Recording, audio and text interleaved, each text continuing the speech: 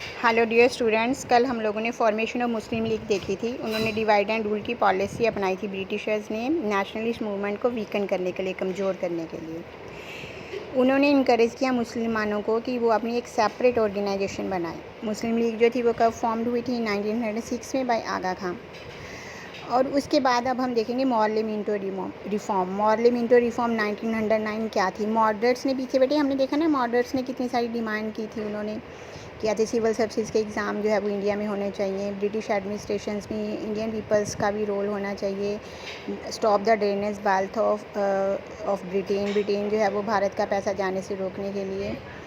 और उन्होंने बोला था हैंडीक्राफ्ट्स को जो है वो हैंडीक्राफ्ट्स को और इंडस्ट्रीज़ को, इंडियन इंडस्ट्रीज़ को जो है वो इनकरेज किया जाना चाहिए।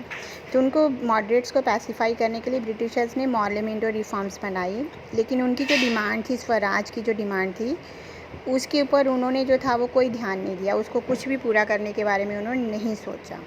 उन्होंने क्या कर दिया? मुस्लिम वर ग्रांटेड सेपरेट इलेक्ट्रॉल।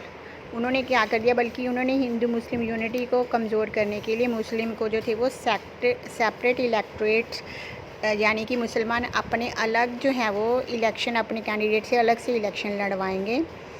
इसकी वजह से ये हिंदू मुस्लिम यूनिटी के लिए एक बहुत ही बड़ा थ्रेट था, ताकि नेशनल मूवमेंट को कमज़ोर कर सकें।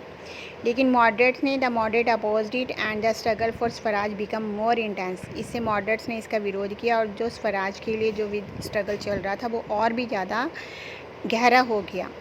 उसके बाद नेक्स्ट है हमारा home rule league. In 1916 an Irish lady Miss Annie Besant establish the home rule league. कहते हैं 1916 में जो एनी बसंत थी, ईरिश की लेडी थी, उन्होंने मद्रास में जो था वो होम रूल लीग की स्थापना की थी। और एंड बाल Gangadhar Tilak establish it in Madras, और बाल गंगाधर तिलक ने महाराष्ट्र में इसको एस्टैब्लिश किया। ये आपसे 1 मार्क्स का क्वेश्चन पूछ सकते हैं।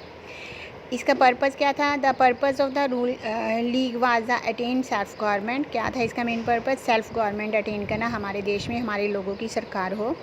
The British government try to crush the movement but the agitation continue. British government ने इसको दबाने की, क्रश करने की बहुत ही ज़्यादा कोशिश की, लेकिन एजिटेशन जो थी वो कॉन्टीन्यूसली चल ही रही थी।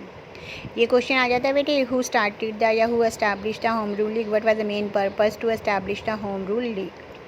उसके बाद नेक्स्ट है हमारा लखनऊ पैक्ट ऑफ 1916। हमने पीछे पढ़ा था सूरत पैक्ट के बारे में 1907 में, जहाँ पर मॉडरेट एंड रेडिकल जो थे वो सेपरेट हो गए थे, उन्होंने अपने अलग ग्रुप बना लिए थे। But in 1916 the moderate and radicals reunited to strengthen the national movement after 9 years. कहते हैं 1916 में मॉडरेट और रेडिकल दोबारा से इकट्ठे आ गए नेशनल मूवमेंट को स्ट्रॉन्ग बनाने के लिए। 9 साल के बाद वो दोबारा इकट्ठे हुए थे and signed a joint pact at Lucknow. और उन्होंने लखनऊ में एक समझौते के ऊपर साइन किया जिसको कि लखनऊ पैक्ट बोलते हैं। और जो हिंदू और मुस्लिम जो अलग हो रहे थे, मुसलमानों जो अलग मुस्लिम लीग बना ली थी, या फिर उनके जो मुस्लिम इलेक्टोरेट अलग से रिप्रेजेंटेटिव खड़े हो रहे थे, वो भी जो थे वो इस समय हिंदू और मुस्लिम भी इकट्ठे हो गए थे इसमें लखनऊ पैक्ट में। तो jointly demanded self rule for India. उन्होंने मिलकर जो था वो इंडिया में सेल्फ रूल की डिमांड करनी शुरू कर दी। अभी इसी वीडियो में इतना ही, बाकी हम नेक्स्ट वीडियो में देखेंगे।